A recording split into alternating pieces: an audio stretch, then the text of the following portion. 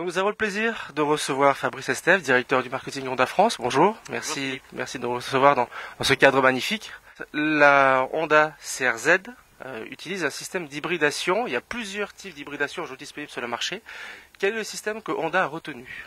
Alors Honda a retenu un système de ce qu'on appelle d'hybridation parallèle, qui est déjà utilisé sur l'ensemble de la gamme hybride Honda, donc Civic, hybride ainsi que Insight, qui est un système assez simple et finalement assez peu coûteux, mais finalement très efficace. Donc avec un moteur essence atmosphérique, là en l'occurrence un 1,5 litre atmosphérique qui développe donc 114 chevaux.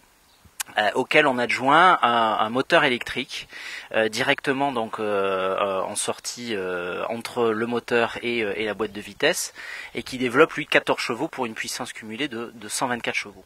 Alors le CR-Z arrive sur le marché au mois de juin, le 5 juin de mémoire. Tarif, cible et potentiel de marché pour vous aujourd'hui en France ?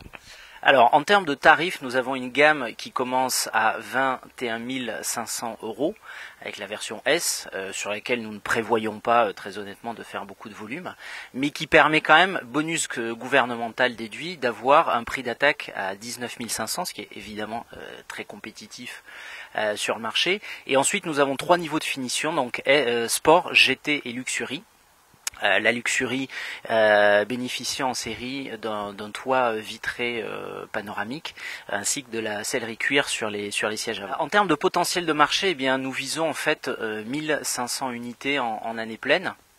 Ce qui est un objectif, je dirais à la fois ambitieux mais assez réaliste pour ce type de voiture. On sent clairement aujourd'hui un engouement vers de la part des clients sur des produits assez typés plaisir de conduite. Donc c'est évidemment ce qui a guidé la conception de ce véhicule. On a chez Honda une longue tradition de véhicules sportifs et typés plaisir. Alors clairement, le cahier des charges de ce véhicule, ce n'est pas la recherche de la performance pure. On a d'autres véhicules dans la gamme Honda pour ça, notamment la Civic Type R. Ce qui nous a guidés, c'est davantage la recherche du plaisir, l'émotion qu'on peut éprouver au volant de ce véhicule, avec une sonorité moteur qui a été particulièrement travaillée.